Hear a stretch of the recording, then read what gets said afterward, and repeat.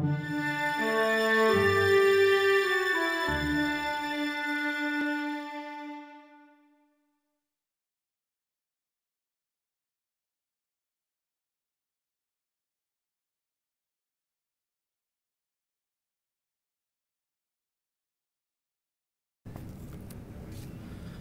Chris. Could you tell us about the World Food Programme's experience with food reserves?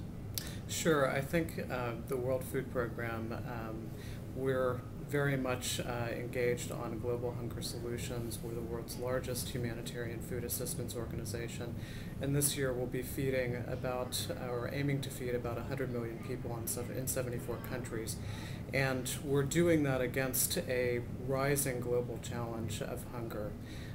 We have now, for the first time ever, more than 1 billion people hungry and malnourished around the planet, and so that's a major challenge for us, and we want to make sure that we're addressing this challenge with all available tools at our disposal. And so we see reserves playing an important role in helping to improve food storage in local communities and to respond more swiftly to emergencies where they occur around the world. So we see it in that context. We've been working with communities in West Africa to develop local community cereal banks that are allowing small farmers to store some of their production for the lean season and potentially even withdraw that during the season to sell it on the market or to use it for their families. And that's been extremely successful. We also have been working with national and regional organizations on larger food reserves and looking across the board really practically and from the bottom up at how we can address hunger needs and how reserves might be one of the tools that we use. Great. Well, looking forward, what are some of the questions we need to answer about reserves and looking at it at an international context? Where do we need to go to use this tool more? What questions do we need to answer to figure out how appropriate it is? I think that as we look at reserves, it's going to be really important to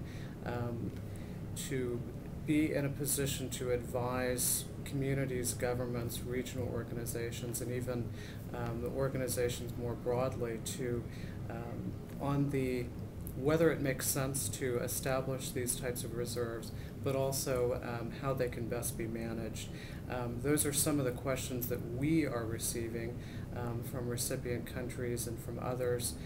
It's clear that there's a lot of interest in reserves at this point globally, but I think we also have to recognize what some of the challenges have been with the management and operation of reserves that do exist now, and really look very seriously at the role that they can play when they're appropriate and effective and when other tools and solutions might be better. Among the questions that I think will be important to look at moving forward as the debate continues are what we want to use the reserves for. That question may be answered differently by different communities and by different national governments and regional organizations.